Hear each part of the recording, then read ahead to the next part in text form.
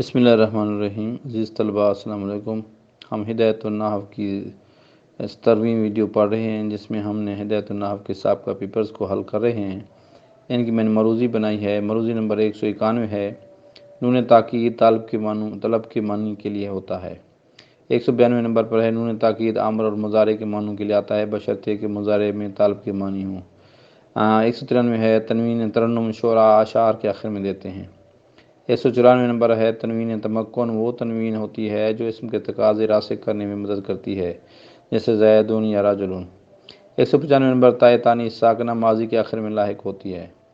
196 number پر حرف ردا صرف کلا ہے۔ 197 نمبر پر یہ مثال ہے ہمارے پاس، اما یوم الجمعۃ فزید منطلق میں ظرف کی وجہ سے مبتدا نہیں ہے، بلکہ یہ منصوب ہو کر مفعول فی ہے۔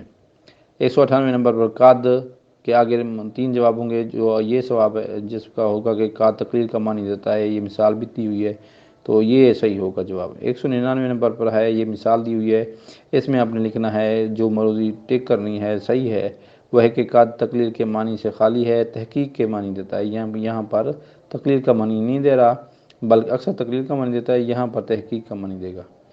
مروضی نمبر 200 ہے ان اس فعل کی تفسیر کرتا ہے جو بے معنی قول ہو، جیسے یہ قرآن مجید کی آیات ہے، یہاں پر جو ہے ان جو ہے تفسیر فعل کی تفسیر کر رہا ہے۔ امید ہے آپ کو یہ آج کا سبق پسند آیا ہوگا۔ تمام مروضی سوالات حل اگر آپ نے لینے ہیں تو ہمارے ساتھ واٹس ایپ پر رابطہ کریں، 030177454110 میرا واٹس ایپ نمبر جو یوٹیوب کے چینل کے انٹروڈکشن میں بھی لکھا ہوا ہے، تو اس کی ہم آپ کو پوری ہدایت النحو کی کتاب بنا کر دیں گے، تو انشاءاللہ العزیز آپ کے بہت کام آئے گی، بہت ہی آسان انداز میں انشاءاللہ۔ ہمیں اپنی دعا میں یاد رکھیے گا۔ اللہ حافظ۔